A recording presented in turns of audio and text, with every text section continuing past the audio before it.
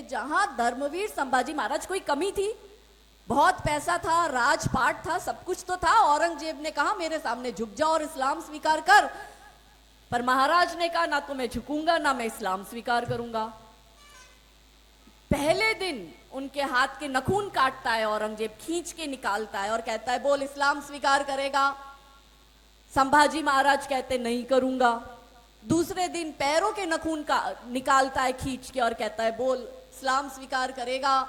तो महाराज जी कहते कि मैं इस्लाम स्वीकार नहीं करूंगा। ऐसे करके हर रोज एक यातनाएं दी। जब उनकी आंखें फोड़ी, उसको जब गरम लोहे का सरिया उनके आंखों में डाल रहे थे, तो औरंगजेब ने कहा बोल तू इस्लाम स्वीकार करता है। तो धर्मवीर संभाजी महाराज कहते मर जाऊंगा पर इस्लाम स्वीकार नहीं करूंगा। उनके हाथों की स्किन चमड़ी निकाली है औरंगजेब ने और निकालते वक्त कहता है बोल स्वीकार करेगा। महाराज कहते हैं नहीं स्वीकार करूंगा। और अंत में वो महाराज को मारने से पहले महाराज के पास जाता है और कहता है औरंगजेब कि हे छत्रपति शिवाजी महाराज के वीर सपूत धर्मवीर संभाजी महाराज, तुम्हारी तरह शौर्यवान और वीर अगर मेरा एक भी बेटा होता ना तो मैं पूरे भारत पे कब्जा कर लेता। तेरे में वो शौर्य है कि वो शौर्य मेरे पुत्र में नहीं है। ऐसा संभाजी महाराज के लिए औरंगजेब ने कहा और उसके बाद महाराज की हत्या करी।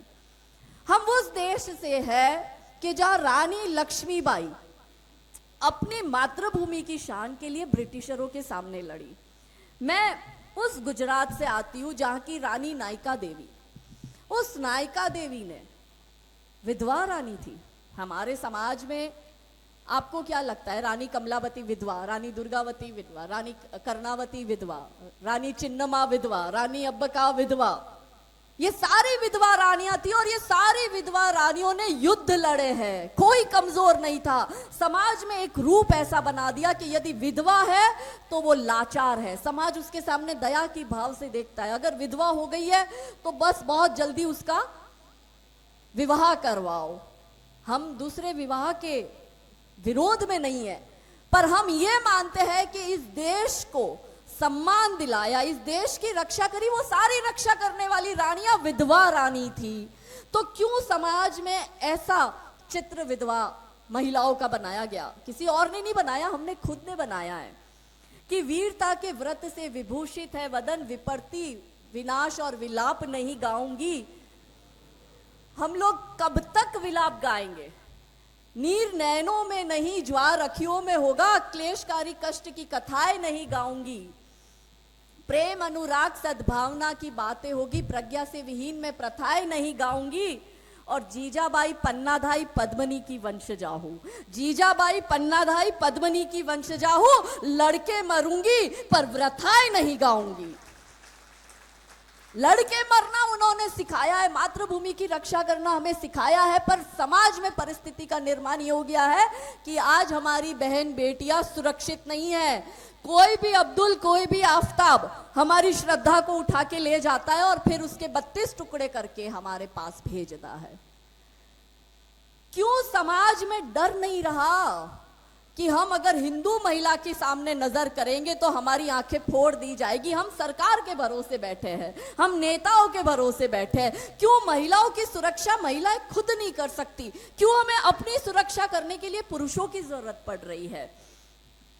मैंने आपको रानी नायका देवी का मैं आपको एक कथा सुनाती हूँ कि रानी नायका देवी हमारे गुजरात की, पाटन की रानी, उनके पति का देहांत हो जाता है। देहांत के बाद मोहम्मद गौरी को पता चलता है कि ये सबसे संपन्न राज्य है। उस समय वो भारत का 3रे नंबर का पाटन सबसे संपन्न राज्य था। ये तो मलच्छे है, ये लोग क्या करना जानते थे? ये लूटना जानते थे। ये तब भी वही लूटपाट करते थे, ये आज भी वही लूटपाट करते हैं। सिर्फ बदले है तो नाम बदले है। औरंगजेब की बदले अब वो काम अब्दुल करता है। इन्होंने क्या किया? इन्होंने रानी नायका देवी के पास अपना दूत भेजा और दूत को कहा कि रानी नायका देवी को ये मैसेज देकर आ कि वो मेरी 3 शर्तें माने वरना मैं उसके राज्य पर आक्रमण करूंगा।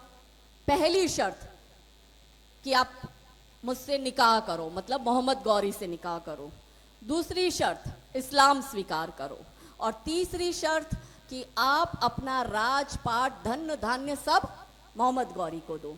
जब उनका दूत माता को ये बात करता है, रानी नायिका देवी को, और रानी नायिका देवी के समक्ष ये 3 शर्तें रखता है, तब रानी नायिका देवी, उनका जो दूत आबू की घाटी से आया था, उस वक्त उनकी सेना माउंट आबू की घाटी पर थी, और आके ये मैसेज दिया। तो रानी ने कहा ठीक है, मुझे तुम्हारी सारी शर्त मंजूर है, तुम एक काम करो, तुम्हारा जो राजा है उसको जाके बोल दो कि रानी नायिका देवी ने तुम्हारी सारी शर्तें स्वीकार करी। दूत जैसे ही जाता है वैसे ही रानी नायिका देवी जो है अपने सेनापति को बुलाती है और उसे कहती है कि सेना तैयार करो, हम आज रात को आबू की घाटी पर चढ़ाई करेंगे और इन मुल्लों को यहां से मार के भगाएंगे।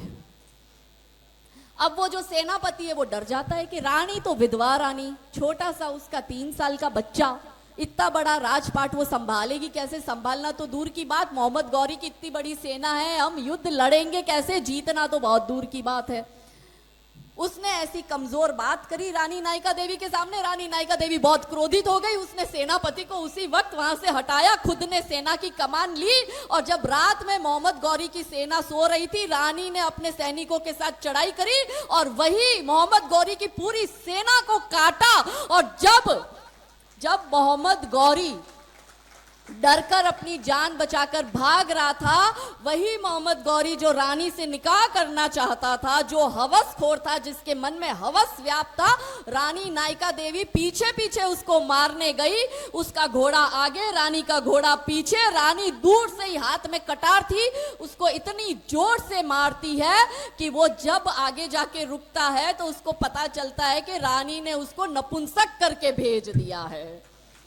और फिर वो मोहम्मद गौरी 13 साल तक भारत में नहीं आता, वो डरकर अफगानिस्तान में बैठ जाता है। ये इस महान मातृभूमि की रानियों का शौर्य है। लेकिन आज परिस्थितियों का निर्माण ऐसा हो गया कि हमारी बेटी लव जिहाद में फंस रही है। आप में से कितने लोगों को पता है कि लव जिहाद क्या है? हाथ ऊंचा करके बताइए, कितनों को लव जिहाद के विषय में पता है? अधिकतर महिला को पता ही नहीं है लव जिहाद क्या है। हाथ नीचे करिए, मैं बेसिक से बताती हूँ लव जिहाद क्या होता है। लव क्या है वो पता है सबको? वो तो पता ही होगा। अब लव के साथ दीदी जिहाद क्यों बोल रही है? जिहाद का मतलब होता है कि अपने उद्देश्य की पूर्ति के लिए, टू अचीव दैट ऑब्जेक्टिव, उस ऑब्जेक्टिव यानी उस उद्देश्य को की प्राप्ति के लिए तुम्हें जो करना पड़े वो करो, सही गलत जिस भी हद तक जाना पड़े, उस उद्देश्य की प्राप्ति करने को जिहाद कहा जाता है। और उद्देश्य क्या है इनका? उद्देश्य है इनका गजवाए हिंद। अब आपके मन में प्रश्न आ रहा होगा, गजवाए हिंद क्या? ये भारत को इस्लामिक देश बनाना चाहते हैं, वही गजवाए हिंद। अगर सिंपल डेफिनेशन बताऊं आपको तो वीर शिरोमणि महाराणा प्रताप क्यों लड़े? 1000 वर्षों तक सिसोदिया परिवार राजस्थान मेवाड़ का क्यों लड़ा? कि भारत इस्लामिक देश ना बने, इसलिए उन लोगों ने लड़ाई करी। बप्पा रावल जी से लेकर महाराणा प्रताप, ये सब लड़े इस मातृभूमि के लिए कि हिंदुओं को इस्लाम स्वीकार करना ना पड़े। तो लव जिहाद मतलब हिंदुओं को कन्वर्ट करो। एजेंडा है 2047 तक भारत को इस्लामिक देश बनाना। और भारत को इस्लामिक देश बनाने के लिए क्या करना है? तो लव जिहाद करो, भूमि अतिक्रमण जिसको हम लैंड जिहाद कहते हैं वो करो, और तीसरा धर्मांतरण करो। पर आपके मन में प्रश्न आ रहा होगा कि तो फिर बेटियों को क्यों टारगेट कर रहे हैं? धर्मांतरण का एक एजेंडा चल रहा है, मंदिरों पर कब्जा कर करके मस्जिदें, दरगाह ये बनाकर जमीन जिहाद भी कर रहे हैं, और बेटियों को फंसाकर प्रेम जाल में बेटियों को कन्वर्ट कर रहे हैं और अपनी संख्या बढ़ा रहे हैं। तो इसे कहते हैं लव जिहाद। एक पर्टिकुलर पूरा प्रोपोगेंडा जमाया हुआ है 2047 से पहले इस्लामिक देश बनाना, और उसके लिए ये सारे षड्यंत्र चल रहे हैं। अब हमें क्या करना है, हमें इससे कैसे बचना है? अगर आज मैं आपके यहाँ आई हूं तो मैं आपको घटना बताती हूँ कि कुछ टाइम पहले ही आपके गुना में एक बेटी हिंदू परिवार की इस जिहादी के चक्कर में फंस जाती है। बेटी को बहुत समझाते, बेटी नहीं मानती, बेटी उस अब्दुल के साथ रहती है, उसको लगता है मेरा वाला अब्दुल अलग है। फिर वो अब्दुल क्या करता है? बेटी को बहुत मारता है, उसके जो होठ है उसको फेविक्विक से चिपका देता है, उसके आंखों में मिर्ची डालता है, उसके प्राइवेट पार्ट में मिर्ची डालता है, उसको बहुत यातनाएं देता है। वो बेटी को आप लोग ही रेस्क्यू करके लाए हो, गुनाह का समाज ही उसको रेस्क्यू करके लाया है। मगर प्रश्न यह है कि जब हमारे छत्रपति शिवाजी महाराज बोल गए, रानी पद्मिनी माता बोल गई, अहिल्याबाई होलकर बोल गए, हमारे सारे वीर योद्धा महाराणा प्रताप से लेके सभी वीर योद्धा हमें बोल गए कि ये आपके भाई कभी नहीं हो सकते, हम वही गलती दोहरा रहे हैं। पृथ्वीराज चौहान ने 17 बार माफ किया था मोहम्मद गौरी को। हम भी ये सोचते कि हमारा भाई है, भाई है, भाई है, हमारा वाला अलग है, हमारा वाला ऐसा नहीं है। अरे वो अपनी बहन का भाई नहीं हुआ, वो तुम्हारा भाई कहां से होगा? फिर आपके यहाँ पे इंदौर में अशरफ आशू बनके एक हिंदू लड़की को फंसाता और उसका जबरदस्ती धर्मांतरण करता है। देखो इनका प्रोपेगेंडा बहुत क्लियर है। ये हमारी हिंदू बच्चियों को नाम बदलकर बरगलाते हैं। हमें पता नहीं होता है। हमारी बच्चियों को समझना होगा कि सोशल मीडिया पर, इंस्टाग्राम पर वो जिससे दोस्ती कर रही है, जो अजय बन के उससे बात कर रहा है, वो एक्चुअली अजय है ही नहीं, वो अब्दुल है। और सबसे ज्यादा लव जिहाद का कारण ये बॉलीवुड की फिल्में, सोशल मीडिया जिसमें भी विशेष कर इंस्टाग्राम, फिर डेटिंग ऐप आई है, वो डेटिंग ऐप पर ये लोग गलत नाम लगा के बैठते हैं। फिर ओटीटी प्लेटफॉर्म पर जो वेब सीरीज आ रही है, और जो हमारी टीवी सीरियल माताएं बहनें शाम को 5 बजे से लगा देती है, जो रात को 11 साढ़े 11 बजे तक टीवी सीरियल चालू रहती है, ये सारी सीरियल, वहां से ही लव जिहाद खड़ा होता है। लव जिहाद का केंद्र यही सारी चीजें हैं। हमें लगता है कि ये तो अब्दुल जो सोशल मीडिया पर है वो एक्चुअली तो अजय है, पर अब्दुल अपनी आइडेंटिटी चेंज कर हमारी लड़की को फंसाएगा। वो हमारी लड़की से प्यार भरी बातें करेगा, फिर वो हमारी लड़की के फोटो और वीडियो लेगा, फिर फोटो और वीडियो लेकर वो हमारी लड़की को ब्लैकमेल करेगा, और इसी तरह से ये सिलसिला चलता रहता है कि फिर हमारी बच्ची के पास में कोई विकल्प नहीं बचता। हमारी बच्ची को उस अब्दुल के साथ जाना पड़ता है, या फिर हमारी बच्ची आत्महत्या करती है। फिर इंदौर का इरफान जो हिंदू बच्ची को प्रेम बन के फंसाता है, और रहमान जो कुलदीप बन के फंसाता है, ये दोनों मित्र, दोनों मुसलमान से हिंदू आइडेंटिटी रखते हैं, और दोनों मित्र दो हिंदू परिवार की जो लड़कियां थी उनको हिंदू बन के फंसाते हैं, फिर उनको ब्लैकमेल करते हैं, फिर उनको कन्वर्ट करने का प्रेशर करते हैं। ये सब आपके मध्य प्रदेश के ऐसे अनेकों केस है कि अगर मैं बात करूंगी तो ये दिन कम पड़ जाएगा। एक मैं आपको केस उज्जैन का बताती हूँ। उस केस में मैं इन्वॉल्व थी। एक लड़की एक लड़के के साथ बस में जा रही है। उन दोनों की बात पिछले वर्ष रक्षाबंधन की बात है, ये पिछले वर्ष की। तो उनकी सीट के पीछे जो भाई साहब बैठे होते हैं वो उन दोनों की बातें सुन रहे होते हैं, और बातों से ऐसा लगता है कि ये जो लड़की है वो हिंदू है और जो लड़का है वो मुसलमान है, क्योंकि लड़की ने ऐसा बोल दिया कि मैं 2 दिन बाद रक्षाबंधन है, अगर तू मुझे 2 दिन बाद ले जाता तो मैं कम से कम राखी तो कर पाती त्योहार अपने घर पे। तो उससे पता चल गया कि मुसलमान है। उसी वक्त वो जो जागरूक नागरिक था, वो हिंदू संगठन से जुड़ा था, उसने तुरंत फोन किया उज्जैन में, अपने जो कार्यकर्ता की टीम है उन्होंने उसको वहां पे रोका, और रोकने के बाद में पता किया तो पता चला कि भाई लड़की ने कहा कि नहीं मैं तो हिंदू नहीं हूं, मैं मुसलमान हूं। उनको वहां की पुलिस स्टेशन में लेकर गए। पुलिस स्टेशन में, अब शॉकिंग बात आपको बताती हूँ, जब वो उसको पुलिस स्टेशन में लेकर गए तो पुलिस वाले ने पूछा अच्छा तेरा नाम बता, तो लड़की ने अपना मुस्लिम नाम बताया।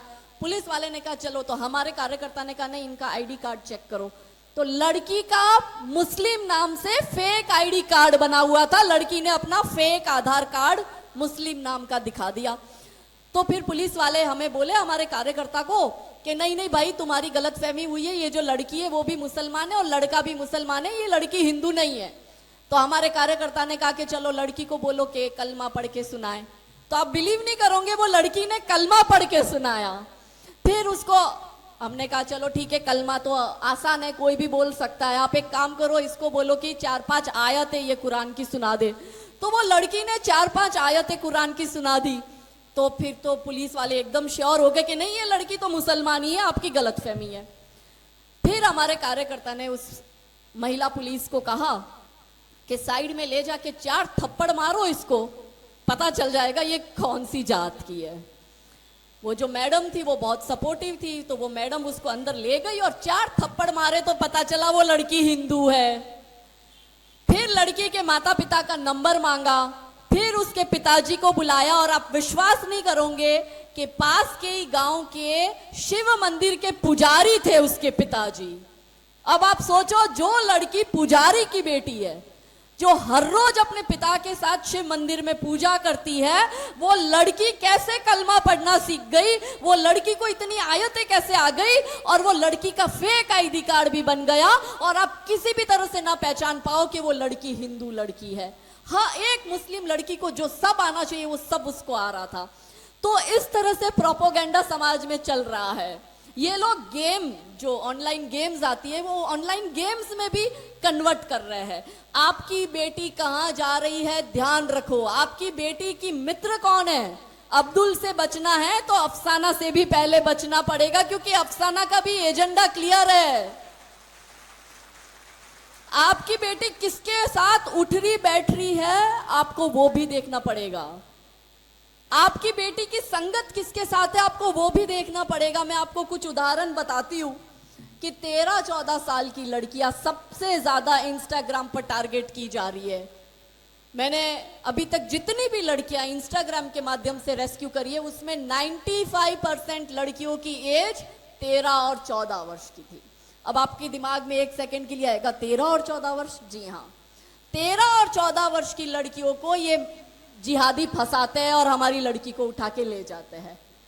और वो जो कॉन्सेप्ट है ना अंग्रेजी में लो हैंगिंग फ्रूट्स का, कि जो लड़की गरीब तबके की है, कमजोर परिवार से आ रही है, घर में पिता नहीं है, या घर में कोई पुरुष नहीं है, या घर में माता पिता के झगड़े हो रहे हैं, या फिर माता का डिवोर्स हो गया है और वो अलग अपनी बेटी के साथ रह रही है, ऐसी लड़कियों को सबसे ज्यादा जिहादी टारगेट करते हैं और उनको फंसाते हैं। हमारी लड़कियों को हमने सिखाया ही नहीं कि बचना कैसे है। हम उनको गुड़िया गुड़िया गुड़िया गुड़िया कहते हैं, गुड़िया के जैसे उनको बना दिया है। अपनी आत्मरक्षा कैसे करनी वो हमने सिखाया नहीं। लव जिहाद क्या होता है वो हमें ही नहीं पता, तो हम हमारी बेटियों को कैसे सिखाएंगे। कैसे पूरा षड्यंत्र चल रहा है, हमारी बेटियों के भाव तय किए हुए हैं, हमारी बेटियों के रेट कार्ड बने हुए हैं कि जाति के नाम पर ब्राह्मण की लड़की है उसका रेट कार्ड ये है, क्षत्रिय की लड़की है उसका भाव ये है, पंजाबी की लड़की ये भाव, जैन की लड़की ये भाव, दलित समुदाय की लड़की ये भाव, ओबीसी की लड़की ये भाव, वैष्णव संप्रदाय की लड़की उसका ये, सबके रेट कार्ड बने हुए। अब्दुल कोई प्यार व्यार नहीं करता है। आपके दुकान में भी मेरे भाइयों, अगर कोई अब्दुल काम कर रहा है तो उस अब्दुल को जाके निकाल देना, क्योंकि वो घर में अपनी बहन बेटियों को नहीं छोड़ता है। आप उसको अपने दुकान पर काम करने रखोगे, वो आपके घर में गलत नजर डालेगा। मैं आपको एक केस बताती हूँ गुजरात का। ऐसे कई जगह केस बनते हैं, लेकिन जिस केस में मैं डायरेक्ट इन्वॉल्व हूँ वो केस आपको बता रही हूँ, कोई पेपर में से पढ़ के नहीं बता रही हूँ। वो वहां पर एक जयंती भाई करके हिंदू भाई होते हैं, उसकी खेती बाड़ी का काम होता है। उसने अपनी खेत में एक जिहादी को नौकरी पे रखा होता है, लेबर वर्क, वो खेती बाड़ी उसके खेत में करता है। वो जिहादी की नजर इसके खेत पे, अब जिहादी को उसका खेत हड़प करना है, तो जिहादी ने क्या किया, उसकी पत्नी जो थी उसकी पत्नी को फंसाया, वशीकरण किया। ये लोग वशीकरण भी करते हैं। आपको ऐसा लगता है कि हमारे घर में इतना, जैसे पुजारी की बेटी है, मैंने आपको केस का, शिव मंदिर का पुजारी है, उसकी बेटी कैसे फंस सकती है, तो ये लोग वशीकरण करते हैं। उसने उस पर वशीकरण क्रिया करा। वो जो महिला जो विवाहित थी वो उसके प्यार के जाल में फंस गई। उसने उस महिला को ऐसा जाल में फंसाया कि जयंती भाई के खेत पर उसकी नजर, पत्नी पर उसकी नजर, उसने पत्नी को फंसाया और फिर पत्नी के साथ मिलकर उसने उसके पति की यानी जयंती भाई की हत्या कर दी। ये हो रहा है, ऐसी अनेकों घटनाएं हैं। तो हमें हमारी जो बच्चियां जिनकी उम्र कम है उनको तो बचाना ही है, मगर इनका एजेंडा है हिंदू परिवार को बर्बाद करने का। तो ये लोग विवाहित महिलाओं को भी टारगेट कर रहे हैं।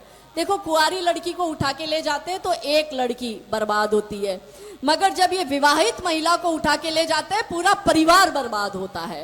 मैं आपको एक और केस बताती हूँ जो मैं अभी हैंडल कर रही हूँ पिछले 1 साल से। हमारे वहां की एक विवाहित बहन थी गुजरात की। उस विवाहित बहन का 7 साल का बेटी थी। अब उस विवाहित बहन ने हाथ में ये जो फोन आ गया, मैंने कहा ना सबसे ज्यादा लव जिहाद इंस्टाग्राम से होता है। वो विवाहित बहन इंस्टाग्राम के माध्यम से केरला का एक मुसलमान, वो बहन रह रही है गुजरात में, और केरला के एक मुसलमान के साथ प्यार में पड़ जाती है। फिर वो केरला का मुसलमान, वो विवाहित बहन कभी घर छोड़ के बाहर गई नहीं, उसको पता ही नहीं है दुनियादारी। वो विवाहित बहन अपनी 7 साल की बच्ची को लेकर उस केरला के मुसलमान के साथ चली जाती है। आज पूरा 1 साल हो गया। पुलिस ने अलग अलग टीम बना के भेजी। पहले पता चला वो मध्य प्रदेश में रह रहा है। वो केरला का जो मुसलमान है उसकी एक मुस्लिम पत्नी या मध्य प्रदेश में भी रह रही है। फिर पता चला वो राजस्थान में भी है। फिर पता चला वो केरला में भी है। अलग अलग जगह पुलिस की टुकड़ी गई। स्पेशल क्राइम ब्रांच ने ये केस देखा। आज 1 साल हो गया। वो माता कहाँ है उसकी, वो 7 साल की बेटी कहाँ है, किसी को नहीं पता। जिंदा है, मर गई, बेच दिया, क्या कर दिया, किसी को नहीं पता। वो बाप रोज रोता है। वो बाप मुझे हर रोज फोन करके पूछता है, दीदी 1 साल हो गया। वो दिन गिनाता है।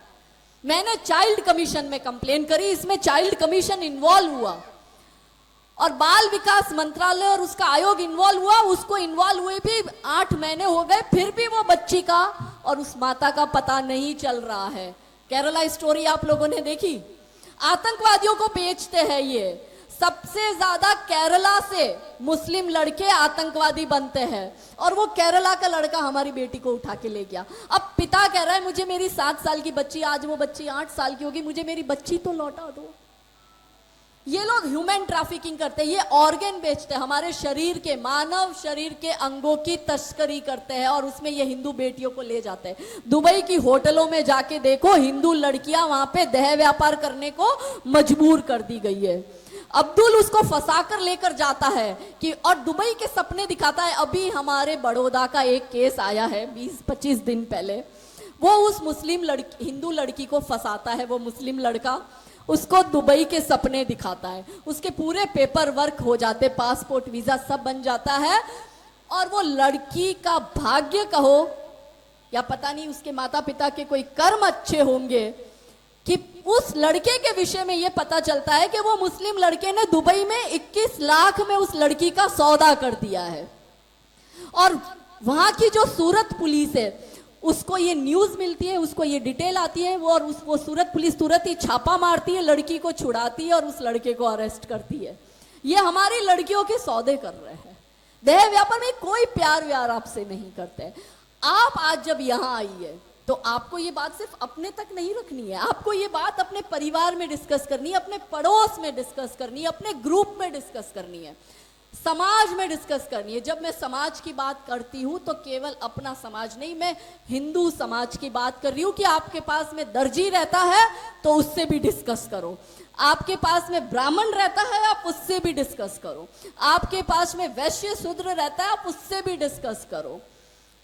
समाज में ये प्रॉब्लम है कि हम ये सोचते हैं कि वो जो अब्दुल है वो उस दर्जी की बेटी को भगा के लेकर गया, मेरे को क्या मतलब है। अरे वो यादव की बेटी को उठा के ले गया, मेरे को क्या मतलब है। वो मोची की बेटी को उठा के लेकर गया, मेरे को क्या मतलब है। आग बाजू में आई है तो आग हमारे घर भी आएगी। पाकिस्तान में हिंदू मारे जाते थे तो हम सोचते थे हमें क्या है। बांग्लादेश का हिंदू भी यही सोचता था कि हमें क्या है। आज बांग्लादेश में हिंदू मारा जा रहा है और भारत में तो ये हालत हो ही रही है कि हमें पता है कि बंगाल में क्या हालत है। सरेआम एक बंगाल में, कलकत्ता में डॉक्टर लड़की का, जो अभी टीवी में बहुत चल रहा है, हमने देखा, उस डॉक्टर हिंदू लड़की का बलात्कार हो जाता है, उसकी हत्या हो जाती है और उस पूरे केस को दबाने की साजिश चालू हो जाती है। अब देखो हमारी बेटी अपने देश में सुरक्षित नहीं है। आप सोचो बांग्लादेश पर, पाकिस्तान में क्या हालत हो रही होगी। अफगानिस्तान से हिंदू खत्म हो गया, पाकिस्तान से खत्म हो गया, बांग्लादेश में 7% था, आज वो भी खत्म हो गया। और हमारे देश में ये भाग भाग के अफगानिस्तान, पाकिस्तान, बांग्लादेश से आ रहे हैं। पर आपने कभी सोचा है कि यहाँ का हिंदू भाग के कहाँ जाएगा। हमारे पास कहने को अपना एक देश भी नहीं है। ये चिंता का विषय है। जिस दिन इस देश की नारी शक्ति, हम कितने हैं हिंदू, 100 करोड़ है। 100 करोड़ में से 50 करोड़ कितनी है, महिलाएं हैं। 50 करोड़ भी मैं नहीं कह रही, सिर्फ 1 करोड़ इस देश की हिंदू नारी शक्ति जिस दिन एक साथ चक्का जाम कर कर सड़कों पर उतरेगी, आपको 24 घंटे में सुरक्षित हिंदू राष्ट्र मिलेगा। और जिस लव जिहाद के लिए हम इतने वर्षों से संघर्ष कर रहे हैं, हमें पता है लव जिहाद में बेटियों की क्या हालत हो रही है। उस लव जिहाद पर आज तक कानून नहीं बना पाए, कोई भी सरकार हो, किसी ने कानून नहीं बनाया। जिस दिन 1 करोड़ भारत की नारी शक्ति सड़कों पर उतरकर घेराव करेगी, उसी दिन 24 घंटे में आपको लव जिहाद का ऐसा कानून मिलेगा कि कोई भी मुल्ला अगर हमारी बेटी को उठाकर ले गया है तो उसको सरेआम चौराहे पर फांसी दो, ऐसा कानून बनना चाहिए। हमारी रानी पद्मिनी जो ये सोचती थी कि मेरे शरीर पर इस मलच्छे की परछाई भी नहीं गिरनी चाहिए, वो जानती थी कि ये लाशों के साथ बलात्कार करते हैं। वो जौहर कुंड में इसलिए ही अपना शरीर का त्याग किया कि ये लाश को भी टच ना कर पाए। और आज मैंने कहा ना, बॉलीवुड इसको प्रमोट करती है, तो ये स्वरा भास्कर, करीना खान, रिचा चड्ढा, ये सारी हीरोइनें जिन्होंने मुसलमानों से शादी करी, ये प्रस्थापित करती है। हमारी बेटियां इनको देखती है और आज हमारी बेटियां खुद तैयार हो जाती है इन जिहादियों के पास जाने के लिए। 3 प्रश्न अपने अंतरात्मा से करो। पहला प्रश्न, जो हमारी बेटी, हमारे धर्म में सब छूट छाट है, हम लोग जीन्स भी पहनते, टी शर्ट भी पहनते, फ्रॉक भी पहनते, स्कर्ट भी पहनते, जितनी छूट छाट कपड़ा पहनने की हमारे धर्म में दी गई है, इतनी छूट छाट किसी और में नहीं है। वही हमारी बेटी जो हमारे घर पर जीन्स और टी शर्ट पहनती थी, वो इस अब्दुल के घर जाकर बुर्खा पहनने को कैसे तैयार हो जाती है? ये पहला प्रश्न। दूसरा प्रश्न, जो हमारी हिंदू बेटी हमारे घर में पहली रोटी गौ माता को जाके खिलाती थी, वही हमारी बेटी उस मलेच्छे के घर जाकर गौ मांस का भक्षण करने को कैसे तैयार हो जाती है? ये दूसरा प्रश्न। तीसरा और अंतिम प्रश्न, कि जो हमारी बेटी घर में अगर उसके भाई बहन से उसको कम ज्यादा मिलता है तो कंप्लेन करती है ना, मम्मी आपने भैया को ज्यादा दिया, मुझे कम दिया, आपने दीदी को 1000 रुपए की जीन्स दिलाई, मुझे 800 रुपए वाली दिलाई, आपने दीदी को 200 रुपए वाली पार्कर पेन दी और मुझे तो 10 रुपए वाली पेन लाके दी, ऐसी कंप्लेन करती है। जो हमारी बेटी घर में अपने भाई बहनों के साथ शेयर नहीं कर पाती कोई भी चीज, वो आइसक्रीम तक शेयर नहीं कर पाती, वो उस जिहादी के घर जाकर 3-3 सौतनों के साथ रहने को कैसे तैयार हो जाती है? ये तीसरा और अंतिम प्रश्न। क्योंकि वो जिहादी को तो 4 शादी करना अलाउ है। तो ऐसा है मेरे भाइयों बहनों कि ये ब्लैंक स्लेट है, इस पर आप जय श्री राम नहीं छापोगे तो वो जिहादी अल्लाह अकबर छाप देगा। सिर्फ बेटी बचाओ बेटी पढ़ाओ तक हमें सीमित नहीं रहना है, बेटियों को सशक्त बनाओ भी हमारी जिम्मेदारी है, आपकी जिम्मेदारी है, यहां उपस्थित प्रत्येक व्यक्ति की। और सिर्फ हमारी बेटी नहीं, पड़ोस की बेटी का भी हमें ध्यान रखना है कि बेटी को तलवार थमाओ, बेटी को तलवार थमाओ। बेटी लड़ भी जाएगी और बेटी यदि बच पाएगी तो बेटी पढ़ भी जाएगी। बच रही है हमारी बेटियां।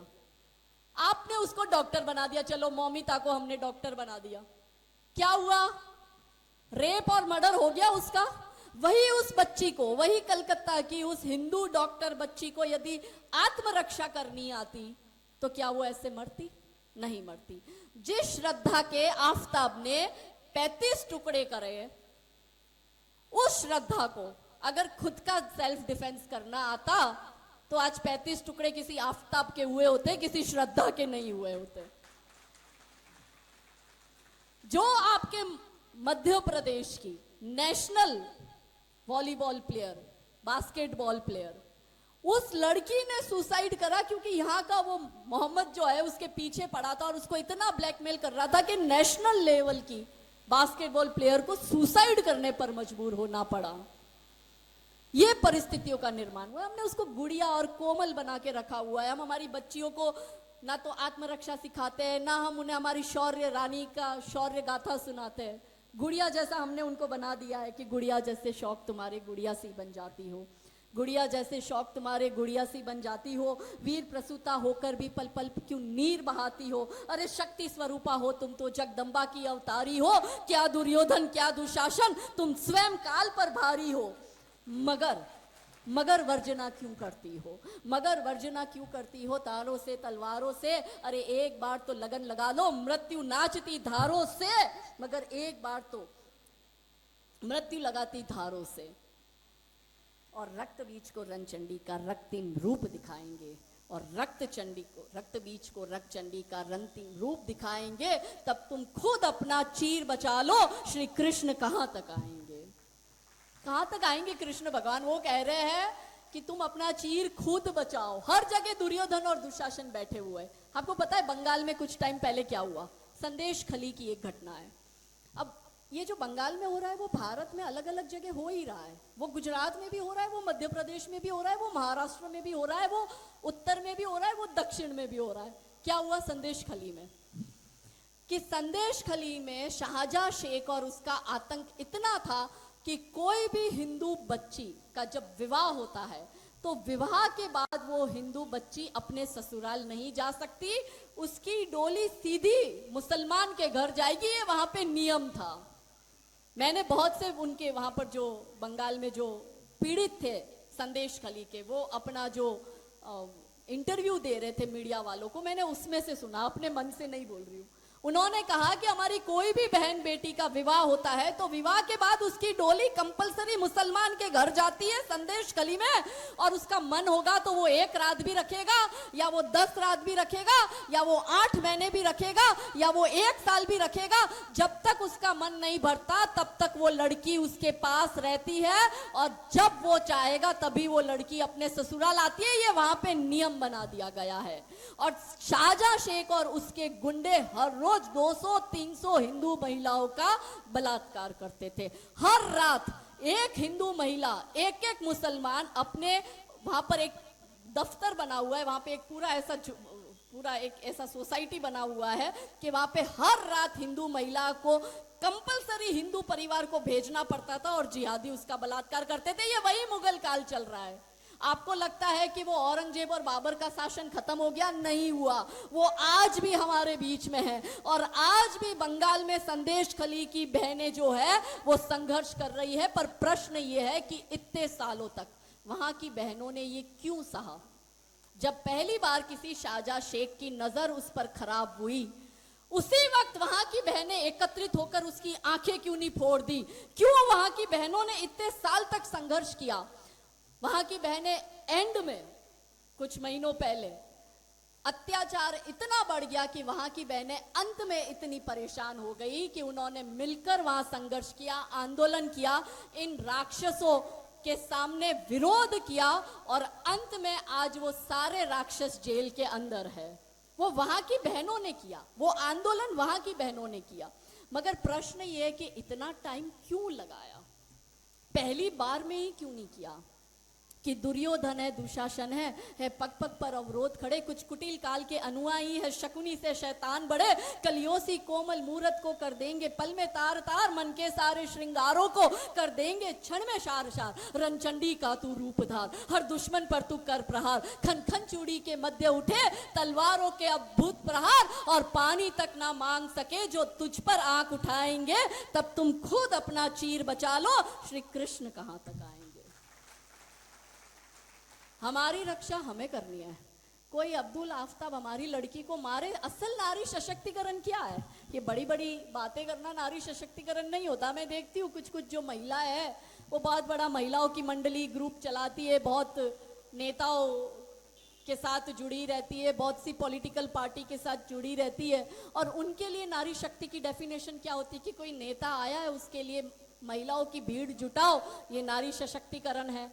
या फिर हॉस्पिटल में जाके मरीजों को थोड़े फल फ्रूट दे दो, उसके साथ फोटो खिंचवा दो, और फिर फेसबुक पर हैशटैग नारी शक्ति डाल दो। या एक वृक्षारोपण करो, उसके 50 फोटो खिंचवा कर हैशटैग नारी सशक्तिकरण कर लो। क्या ये नारी शक्ति की परिभाषा है? भारत मात्र एक ऐसी भूमि है जहां पर योद्धा नारियों ने जन्म लिया है। उसी भारत की नारियों पर इतना अत्याचार बढ़ क्यों गया है? क्या सच में हम आजाद हुए? अगर होते तो आज हमारी बहन बेटियों की ये हालत होती? क्या आज हमें इस जगह खड़े होकर ये बात पर चर्चा करनी पड़ती होती? इतने वर्षों बाद भी क्यों हम आजाद नहीं हुए? क्योंकि महिलाएं खुद दब चुकी है। हमारी महिलाओं को रानी लक्ष्मीबाई बनना ही नहीं है। हमारी महिलाओं को हाथ में तलवार चाहिए ही नहीं। हमारी महिलाओं को अपनी आत्मरक्षा करनी ही नहीं है। तभी तो कोई ऐरा गहरा नत्थू खैरा आकर हमारी बहन बेटियों को उठा के ले जाता है, उसका बलात्कार कर देता है, उसका धर्मांतरण कर देता है, उसके 35-52 टुकड़े कर देता है और समाज मौन होकर सहता रहता है। जब लव जिहाद में हमारी बेटियों को ले जाते हैं और वो पुलिस स्टेशन में आती है, हम उसको लेकर आते हैं, तो सिर्फ वहां पर हिंदू संगठन के लोग होंगे और उस लड़की के माता पिता होंगे और कुछ 2-4 लोग जो उनके समाज के होंगे वो होंगे, बाकी कोई नहीं दिखता है। और इसके सामने आप ये देखो, आपके यहां मध्य प्रदेश में 4 दिन पहले छतरपुर में हजारों की संख्या में जिहादी एकत्रित होकर पुलिस चौकी पर अटैक करते किया। पता है सबको छतरपुर की घटना 4 दिन पहले की। अब आप सोचो कि पुलिस सुरक्षित नहीं है तो आप और हम सुरक्षित हैं? आपको और हमें बचा कौन रहा है? पुलिस बचा रही है। ये पुलिस पे अटैक कर रहे हैं। तो आप सोचो हमारा भविष्य का भारत क्या है। ये 10 साल यदि हम नहीं संभालेंगे तो आप लिख लो कि 10 साल बाद हमारा भविष्य इतना अंधकारमय है कि हमने तो अपना जीवन जैसे तैसे निकाल दिया, हमारे बच्चों की हालत तो इतनी खराब होने वाली है। और हमारे बच्चों के बच्चे यानी जब हमारे पोते पोती होंगे वो तो मुसलमान ही पैदा होंगे, वो तय है। आप अमेरिका की हालत देखो, आप कनाडा की हालत देखो, आप यूरोप की हालत देखो। भारत में हम 100 करोड़ कहने को तो है पर हम 100 करोड़ है ही नहीं। हम तो ब्राह्मण है, हम तो क्षत्रिय है, हम वैश्य है, हम शूद्र है। अब ब्राह्मण है तो भी आप मुट्ठी भर है, आप क्षत्रिय है तो भी आप मुट्ठी भर है, आप वैश्य और शूद्र है तो भी आप मुट्ठी भर है, पर जो आप हिंदू है तो ही आप 100 करोड़ है। मगर प्रश्न फिर से वही आता है कि बचाए कैसे? समस्या है तो समाधान भी है। इस समस्या से निपटा कैसे जाए? क्या करें हम ऐसा कि हम अपने लिए एक सुरक्षित हिंदू राष्ट्र का निर्माण करें और हम हमारे आने वाली पीढ़ियों को एक सुरक्षित हिंदू राष्ट्र दें। महाराणा प्रताप ने जिंदगी खपा दी, पृथ्वीराज चौहान ने जिंदगी खपा दी, छत्रपति शिवाजी महाराज ने जिंदगी खपा दी, बहुत से योद्धा नारियों ने बलिदान दे दिया। क्यों दिया? कि आने वाली पीढ़ी को हम एक सुरक्षित राष्ट्र देकर जाए। पर क्या हम उनके दिए गए इस राष्ट्र की रक्षा कर रहे हैं? हमारी बहनें 10 रुपए बचाने के लिए कि अजय भाई जो है वो 20 रुपए किलो टमाटर दे रहा है और बाजू में अब्दुल भाई की लारी है वो 10 रुपए किलो टमाटर दे रहा है, तो हम उसके पास टमाटर लेने चली जाएगी क्योंकि वो सस्ता दे रहा है। हम कपड़े की शॉपिंग अब्दुल भाई के यहां से कर रहे हैं क्योंकि वो सस्ता दे रहा है। हर जगह ऐसी इन लोगों की दुकानें, इन लोगों का एरिया हो गया है कि हमारे हिंदू वहां से जाके शॉपिंग कर रहे हैं। आप लोग अपने लिए साड़ी नहीं खरीद रही मेरी बहनों, आप अपने बच्चों के लिए कफन खरीद रही है अब्दुल के पास सामान खरीद कर, क्योंकि उन्हीं पैसों से वो अब्दुल इन जिहादियों को फंड देता है और वो जिहादी आपकी बच्चियों को उठा के लेके जाता है। अब इससे बचने के लिए हमें क्या करना है? सबसे पहले मेरी बहनों, सुबह उठती हो तो सबसे पहले कौन डोरबेल बजाता है? दूध वाला। तो आपका दूध वाला हिंदू होना चाहिए। उसके बाद आप निकलती हो मार्केट में ताजा सब्जी लेने, फल फ्रूट लेने, क्योंकि खाना बनाना है, तो आपका सब्जी वाला हिंदू होना चाहिए, आपका फल फ्रूट वाला हिंदू होना चाहिए। फिर 12-1 बजे आता है स्त्री वाला, बैल बजाता है स्त्री के कपड़े लेने, आपका स्त्री वाला हिंदू होना चाहिए। हमारे भाई फिर ऑफिस निकलते हैं काम पर, दुकान पर, आपके यहाँ पर एम्प्लॉय हिंदू होना चाहिए। फिर आप जाते हो अनाज राशन लेने, अनाज राशन करियाने वाला हिंदू होना चाहिए। आपकी बाइक खराब हो गई तो गैरेज रिपेयरिंग वाला, बाइक रिपेयरिंग वाले का जो गैरेज है वो गैरेज वाला हिंदू होना चाहिए। हम इनको कहते हैं ये पंचर छापे, पंचर निकालता है, पर मैं कहती हूँ हमारे हिंदू क्यों नहीं पंचर की दुकान खोल के बैठते हैं? पंचर वाला भी हिंदू होना चाहिए, एसी रिपेयरिंग वाला हिंदू होना चाहिए, टीवी रिपेयरिंग वाला हिंदू होना चाहिए, डांस क्लास वाला हिंदू होना चाहिए, जिम ट्रेनर हिंदू होना चाहिए। आपके हर काम की शुरुआत से लेकर रात के अंत तक हर एक जगह जब वो पूरी चेन हिंदू की होगी मेरी बहनों, तब आप अपनी सुरक्षित राष्ट्र के निर्माण की कल्पना कर पाएगी। तो हे भारत की नारी जागो, मैं तुम्हें जगाने आई हूँ और 100 धर्मों का धर्म एक बलिदान बताने आई हूँ। खप्पर वाली काली जागे जागे दुर्गा बरबड़ा, रक्त बीज का रक्त चाटने वाली जागे चामुंडा, नरमुंडों की माला वाला जागे कपाली कैलाशी, और रन की चंडी घर घर नाचे, मौत कहे प्यासी प्यासी, अरे झोली लेकर मांग रही हूँ, झोली लेकर मांग रही हूँ, कोई शीश का दान दे दो, भारत का भैरव भूखा है, कोई प्राण का दान दे दो, और मैं घर घर इनकलाब की आग जलाने आई हूँ। हे भारत की नारी जागो, मैं तुम्हें जगाने आई हूँ। हे भारत के हिंदू जागो, मैं तुम्हें जगाने आई हूँ। और क्या आप कर सकती है? जब मैं आई हूँ तो काम देके जाऊंगी। आप यहां से जब घर जाएगी तो आपको अपने 5 रिश्तेदारों को या 5 ऐसे परिवारों को जो शायद आपके रिश्तेदार ना हो मगर आपके फ्रेंड सर्कल में हो, या 5 ऐसे परिवार जो आपके अड़ोस पड़ोस में रहते हैं जो किसी और समाज के हैं, ऐसे 5 लोगों को मेरी बहनें फोन करना है। देखो फोन कर लंबी लंबी बातें करना आप सबको पसंद है, मुझे पता है। तो आपको घर जाकर 5 परिवारों को फोन करना है। और आज जो हमने लव जिहाद, भूमि अतिक्रमण, धर्मांतरण, इन सब विषयों पे चर्चा करी, सामान किससे खरीदना है, रिश्ते किनसे रखने हैं, व्यापार किनसे खरीद करना है, नौकरी किसको देनी है, इन सब विषयों पर चर्चा करनी है। बोलो करोगी? मुझे सुनाई नहीं दे रहा, करोगी? इसके बाद आप क्या कर सकती हो? जातिवाद हमें मिटाना है। श्री कृष्ण भगवान ने गीता जी के 4 अध्याय के 13वें श्लोक में क्या कहा? ये सिर्फ नारी शक्ति कर सकती है। उन्होंने कहा चातुर्वर्ण्यम मया श्रेष्ठम गुण कर्म विभागशः तस्य कर्ता रमपि माम विद्व्यम कर्ता रमवयम, के 4 वर्ण मैंने बनाए हैं। चातुर्वर्ण्यम मया श्रेष्ठम, गुण कर्म विभागशः, गुण और कर्म के विभाग से। हमारे देश में ये मलेच्छ आए, अंग्रेज आए, कम्युनिस्ट आए, नेहरू गांधी परिवार आया कि जिन्होंने हमारी वर्ण व्यवस्था थी उसको जाति व्यवस्था दिखाकर हिंदुओं को अंदर अंदर बांटने का काम किया।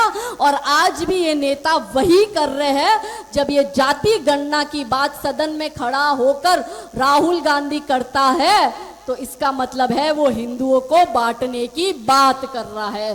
तो ये जातिवाद की खाई जो हमारे बीच में, हमें उसे हटाना पड़ेगा। क्योंकि अब्दुल शिया है, सुन्नी है, अहमदिया है, पशमंदा है, पठान है, क्या है? वो मुसलमान बनकर हमारी बेटियों को उठा के ले जा रहा है, हमारी बेटियों की हत्या कर रहा है। मगर हम ये सोचते हैं कि अरे दर्जी है, चौधरी है, ठाकुर है, पटेल है, ब्राह्मण है, यादव है, हम ये सोच के रह जाते, हम कभी हिंदू होके नहीं सोचते। तो जातिवाद का भेदभाव मिटाना है। और अगर ये काम कोई कर सकती है तो वो भारत की नारी शक्ति ही कर सकती है। और आप क्या कर सकती है? जहां जहां सब्जी वाला, जहां से आप सब्जियां खरीदती है, तो आपके यहाँ पे जो भी सब्जी वाला हिंदू सब्जी वाला है, आपको एक बड़ा सा बैनर बनाना है। बैनर के बीच में श्री विष्णु भगवान के वराह अवतार की फोटो लगानी है। देखो अब्दुल को अजय बनने में कोई दिक्कत नहीं है क्योंकि उसका एजेंडा है गजवा हिंद का, और उसकी किताब में लिखा है कि गजवा हिंद करने के लिए तुझे जो झूठ बोलना पड़े बोल दे, हम उनके लिए काफिर है, वो सब करेगा। आपको पता है कि हाईवे पे जितनी होटल है उसमें ज्यादातर होटल है इन मलेच्छों की है, पर ये लगाते हिंदू नाम है। मारुति रेस्टोरेंट, श्री वैष्णो ढाबा, फिर सर्वोत्तम लॉज, सूर्योदय होटल, ये सब हिंदू नाम से रखते हैं। मगर जब आप इनका QR कोड स्कैन करोगे तो आपको इनका असली नाम पता चलता है। तो अभी न्यूज चैनल में बहुत विवाद हुआ था जब उत्तर प्रदेश सरकार ने कहा कि जो कावड़ियों का रूट है उस कावड़ियों पर सब अपना नाम और पहचान लिखेंगे। तो ये जो मलेच्छ थे इनके पेट में दर्द हो गया क्योंकि गलत बोलकर धंधा कर रहे। तो आपको क्या करना है? आपको बैनर बनाने हैं, बीच में वराह भगवान का फोटो होना चाहिए और उसके नीचे नाम होना चाहिए जो आपका सब्जी वाला है उसका। उसके बाद उसके पिता का नाम, वो भी आपको अपनी पेन से हाथ से लिखना है। और फिर नीचे लिखना है गर्व से कहो हम हिंदू है। और ये बैनर आपके यहाँ पर हर एक ठेले वाले के आगे लगा होना चाहिए। बोलो बहनों, ये काम आप करोगी? करोगी? होगा? हाथ ऊंचे करके बोलो, करोगी? अगर आपको बैनर का खर्चा नहीं करना है, अगर व्यवस्था नहीं है, तो हमारे चुन्ना भैया को कह देना, वो व्यवस्था कर देंगे आपको, बराबर? तो आपको ये बैनर लगाने हैं। और आप क्या कर सकती हो? तो और आपको अपनी बेटियों को, अपने आसपास जो पड़ोस में रहती है, उन सभी बेटियों के साथ डिस्कस करना है और अपनी अपनी सोसाइटी में सेल्फ डिफेंस की क्लासेस लगानी है। हर एक सोसाइटी में छोटी जगह होती है, या सोसाइटी में कोई मंदिर है तो मंदिर के परिसर में भी जगह होती है। आपको सेल्फ डिफेंस की ट्रेनिंग देने के लिए ऐसे टीचर्स हायर करने जो वहां आए और रोज आपको सेल्फ डिफेंस की ट्रेनिंग दे। माता पिता को भी ट्रेनिंग लेनी है, क्योंकि अब्दुल के पास 18 की फौज है। मेरी बहनों, आप एक बच्चा पैदा करती हो, वो अब्दुल 18 पैदा कर रहा है। हमारे घर में माता पिता और उसका एक बच्चा, वो अब्दुल, एक अब्दुल खुद, 4 उसकी पत्नियां और दर्जनों उनके बच्चे। अब वो आपके घर में घुसेगा, कब्जा करेगा, बताओ आप उनसे लड़ पाओगी? आप उनसे संघर्ष कर पाओगी? कश्मीर में यही तो हुआ। तो आपको क्या करना है? सबको सेल्फ डिफेंस की ट्रेनिंग लेनी है। और आप क्या कर सकती हो? आपको अपने बच्चों को ड्रग्स के विषय में चर्चा करनी है कि ये जिहादी ड्रग्स की लत लगाकर हमारी बच्चियों को एडिक्टेड कर ले हैं। इनकी जो रुखसाना अफसाना है, हमारी लड़की से दोस्ती करती है, फिर उसके खाने में नशा मिलाती है, फिर नशा मिलाने के बाद उसको नशे की आदत दिलवाती है, फिर अपने अब्दुल भाई के साथ उसका चक्कर चलवाती है, फिर उसके फोटो और वीडियो कॉम्प्रोमाइज सिचुएशन के लेके उसको ब्लैकमेल करती है और उसका जीवन बर्बाद करती है। मैं आपको एक केस सुनाती हूँ नासिक का, जो मेरे पास आया। एक अपनी लड़की नासिक की, जो पुणे में पढ़ाई करने जाती है फर्दर स्टडीज के लिए, 12वीं उसकी हो जाती है और कॉलेज पढ़ने के लिए वो नासिक से पुणे जाती है। पुणे में वो पीजी में रहती है। पीजी में उसकी एक मुस्लिम दोस्त बनती है। वो मुस्लिम लड़की जो है वो उसको ड्रग्स की एडिक्टेड करती है। फिर वो अपने मुस्लिम भाइयों के साथ उसका लव जिहाद का एंगल शुरू करती है। फिर वो लड़की उस जो मुस्लिम लड़का है बिलाल नाम का, उसके साथ दोस्ती कर उसके साथ अलग से लिव इन रिलेशनशिप में एक अलग कमरा लेकर उसके साथ रहती है।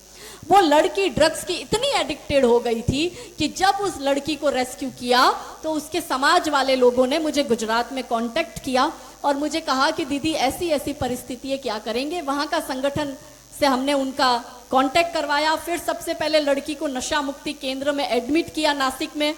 जब वो लड़की को एडमिट किया, वो लड़की पलंग से इतना इतना ऊपर उछलती थी क्योंकि उसको ड्रग्स की इतनी लत थी। और वो लड़की ने यहाँ पर उसकी छाती पर बड़े बड़े अक्षरों में बिलाल नाम का टैटू बनाया हुआ था। वो उस बिलाल के प्यार में इतनी पागल थी कि वो बिलाल ने उसको ड्रग्स का एडिक्टेड किया, उसको ड्रग्स का कुरियर बनाया। ड्रग्स का कुरियर क्या होता है कि जैसे आज हम गुना में बैठे हैं, तो गुना से यदि इंदौर या भोपाल ड्रग्स भेजनी है तो कैसे भेजेंगे? कोई रुखसाना अफसाना थोड़ी जाएगी ड्रग्स देने। वो फंसाई है ना हमने काफिर की बेटी श्रद्धा, सुमेधा, वो जाएगी ड्रग्स देने। अगर पुलिस बीच में किसी को पकड़ती भी है तो हिंदू की बेटी फंसेगी, हिंदू की बेटी अरेस्ट होगी, हिंदू की बेटी जेल में जाएगी। तो एक हिंदू बच्ची का कितने स्तर पर वो जिहादी शोषण कर रहा है। वो ड्रग्स की लत लगाना है, वो उसके शरीर का देह व्यापार कर रहा है, वो उसको ड्रग्स का कुरियर बना रहा है, अवैध गतिविधियों में उसको संलिप्त कर रहा है। कई जगह हमारी हिंदू बेटियों को आतंकवादी समूह में शामिल कर दिया गया है और हमारी लड़कियां आतंकवादी बन चुकी है। बहुत जगह ऐसे केसेस आए। तो हमें हमारे बच्चों को ड्रग्स के विषय में भी जानकारी देनी होगी। अपने बच्चों की जासूसी करो, ऐसा मैं नहीं बोल रही हूं। आपके बच्चों के साथ आपके रिश्ते मेरी बहनों एक मित्र जैसे होने चाहिए। अगर 13-14 साल की बच्ची कहीं फंसती है, वो मुझे ना ढूंढे, वो इंस्टाग्राम पे काजल हिंदुस्तानी को ढूंढ रही है कि मैं फंस चुकी हूँ, मुझे रोज वो अब्दुल ब्लैकमेल कर रहा है, वो भी मेरा बलात्कार कर रहा है, उसका बाप भी मेरा बलात्कार कर रहा है, उसके मित्र भी मेरा बलात्कार कर रहे हैं, उसका चाचा भी मेरा बलात्कार कर रहा है। 13-14 साल का बच्चा ही होता है। तो वो बच्ची को हम कैसे मदद करें? वो बच्ची क्यों अपने माता पिता को ना बोलकर मुझे ढूंढती और मुझे कहती है कि दीदी मुझे इसमें से बाहर निकालो? क्योंकि आपके बच्चों के साथ आपकी मित्रता है ही नहीं। बच्चों के मित्र बनो, इन सब विषयों पर बच्चों के साथ खुलकर चर्चा करो। परिवार में ये चर्चा होनी चाहिए। छोटे छोटे आयोजन हो, जैसे आप किसी के विवाह में गए, किसी की बर्थडे पार्टी में गए, वहां पे भी आप महिलाएं एकत्रित होकर इन विषयों पर अपनी जो युवा बच्चियां हैं उनके साथ चर्चा करो। हम उसको बॉयफ्रेंड बनाने से नहीं रोक सकते, पर बॉयफ्रेंड कैसा होना चाहिए हम ये तो शिक्षा दे। हम अपने बच्चियों को ये तो कह सकते हैं ना कि तेरी माँ और तेरे पिता का घर देख, वहां जाके उस अब्दुल के माता पिता का घर देख, तू तेरे माता पिता का रहन सहन देख, वहां जाके उनका रहन सहन देख, तू यहाँ पर अपने रिश्तेदार अपने पड़ोसी देख, तू वहां जाके उनके रिश्तेदार और उनके पड़ोसी देख, तू अपने घर में अपना कबाट खोलकर अपने कपड़ों को देख, तू उस अब्दुल के घर जाकर उसकी बहनों के कबाट खोलकर उसके कपड़े देख, सारे काले बुरखे दिखाई देंगे। ये अंतर कौन समझाएगा? ये अंतर हम समझाएंगे। हमारी बेटियों को ये समझाना पड़ेगा, यहाँ युवा बेटियां बहुत बेटी है, कि आपके बारे में यदि कोई अच्छा इस पूरे विश्व में कोई सोच सकता है तो वो केवल और केवल आपके माता पिता सोच सकते हैं। आपके माता पिता आपका कभी बुरा नहीं चाहेंगे, और आपके माता पिता आपके लिए जो लड़का पसंद करे ना, मेरी बहनों, आंख बंद कर कर उस लड़के से विवाह कर लो, क्योंकि वो आपके माता पिता ने चुना है। और जो बेटियां अपने माता पिता को दुखी कर कर जाती है वो कभी सुखी नहीं हो सकती अपने ससुराल में। ये समाज हमारा है, ये समाज की इज्जत हमें बचानी है। इस समाज में ऐसी गौरवान्वित रानी, जब मैं समाज की बात कर रही हूं तो मैं हिंदू समाज की बात कर रही हूं। इस समाज में उन रानियों ने जन्म लिया है कि जिन्होंने त्याग, बलिदान, सर्वस्व न्योछावर किया। उस समाज की रक्षा करना, उस समाज का मान बढ़ाने का काम समाज की बेटियों का है। ये शिक्षा हमें हमारी बच्चियों को देनी पड़ेगी। आप लोग रोज शाम को एकत्रित होते हो, आस पड़ोस में एकत्रित होकर चर्चा करो। मंगलवार को या शनिवार को, जो भी आपको इच्छा हो, सपोज संडे की छुट्टी है तो आप शनिवार को एकत्रित हो सकते हो, तो शनिवार को एकत्रित होकर अपनी अपनी सोसाइटी में हनुमान चालीसा का पाठ करो। इस बहाने सब लोग एकत्रित होंगे, चर्चा होगी, विमर्श होगा, बच्चों में जागरूकता आएगी। हमारी बच्चियां बहुत समझदार है।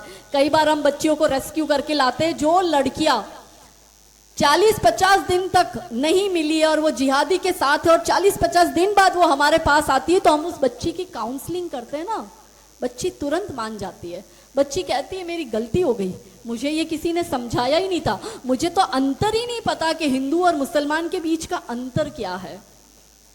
आज हमने यहाँ पे कन्या पूजन किया है। ये सनातन संस्कृति है कि हम छोटी छोटी बच्चियों में देवियां देखते हैं और हम कन्या पूजन करते हैं। उनमें तो छोटी बच्चियों के साथ निकाह किया जाता है, वो उनमें जायज है। हमारे यहाँ गौ को माता कहा जाता है, वहां गौ को काट के खाया जाता है। हमारे यहाँ विवाह यानी 7 जन्मों का पवित्र बंधन, उनके यहाँ तो कॉन्ट्रैक्ट मैरिज होती है, निकाह होता है। हमारे यहाँ पे डिवोर्स लेना होता है तो हमारे भाइयों की चप्पलें घिस जाती है, 50% प्रॉपर्टी में हिस्सा देना पड़ता है, वहां पे तलाक तलाक तलाक बोल के छोड़ दिया जाता है और कुछ नहीं मिलता है। हमारे यहाँ पे बेटियों की इज्जत की जाती है। छोटा देवर है तो वो माता के रूप में भाभी को देखता है, वहां पे तो देवर ही अपनी भाभी का हलाला करता है। अगर भाई तलाक तलाक तलाक बोल दे तो ससुर हलाला कर रहा है। क्या होता है हलाला, ये हमारी बेटियों को समझाना पड़ेगा। ये अंतर बेटियों को पता ही नहीं है। ये समझाने का काम समाज की महिलाओं का है, क्योंकि भाइयों की कहीं ना कहीं लिमिटेशन आती है। भाई इतने खुलकर बोल नहीं पाते बच्चियों से, क्योंकि वो पुरुष है, वो स्त्री या किसी बेटी से खुलकर बात नहीं करेंगे। तो ये बात हमें करनी पड़ेगी। और आप अपने समाज से तो जुड़े ही हो, मगर आपको साथ साथ हिंदू संगठन के साथ भी जुड़ना है, क्योंकि जब ये मलेच्चे, ये इस्लामिक आक्रमणकारी हमारे ऊपर अटैक करेंगे तो हिंदू संगठन संगठित होकर, एकत्रित होकर ही आपकी रक्षा करने आएगा। तो हिंदू संगठन के साथ भी मेरी बहनों जुड़ना बहुत जरूरी है। और समाज में बाहर निकलिए, कार्य करिए। काजल हिंदुस्तानी को गुजरात से यहाँ पर आने की जरूरत नहीं है। यहाँ घर घर में एक काजल हिंदुस्तानी है जो समाज की रक्षा करने के लिए सक्षम है। तो ये बीड़ा आपको उठाना पड़ेगा। तो अंत में अपनी वाणी को विराम देकर कविता की ये पंक्ति आपको समर्पित करती हूँ। कि थे चले इतिहास लिखने, थे चले इतिहास लिखने, मृत्यु से घबरा रहे हो, चाहता बलिदान है रण और तुम घर को आ गए हो। ये अहिंसा मात्र भ्रम है, ये अहिंसा मात्र भ्रम है, शत्रुओं का जाल है ये, मान लो तुम बात मेरी, हिंदुओं का काल है ये। यदि अहिंसा पूज्य होती, यदि अहिंसा पूज्य होती, श्री कृष्ण क्यों गीता सुनाते और शांति हेतु युद्ध निश्चित भेद क्यों हमको बताते। कायरों की भांति तुम क्यों युद्ध से कतरा रहे हो, चाहता बलिदान है रण और तुम घर को आ गए हो। भेद सारे भूल कर और वर्ण सारे भूल कर, भेद सारे भूल कर सोचो कि हम अतिरेक है, भींच लो सब मुट्ठियां, बोलो कि हिंदू एक है, बोलो कि हिंदू, बोलो कि हिंदू, बोलो कि हिंदू हनुमान की नमः पार्वती हर हर महादेव। वार के दिन यहाँ पर पधारी है, आप सबका बहुत बहुत आभार। ये समाज आपका है, ये देश आपका है, इसकी रक्षा आपको करनी है, महिला सम्मान और सुरक्षा का बीड़ा आपका है। तो जागरूक हो जाइए, सचेत हो जाइए, सशक्त बन जाए और अपनी रक्षा स्वयं करे। यही निवेदन के साथ जय जय श्री राम।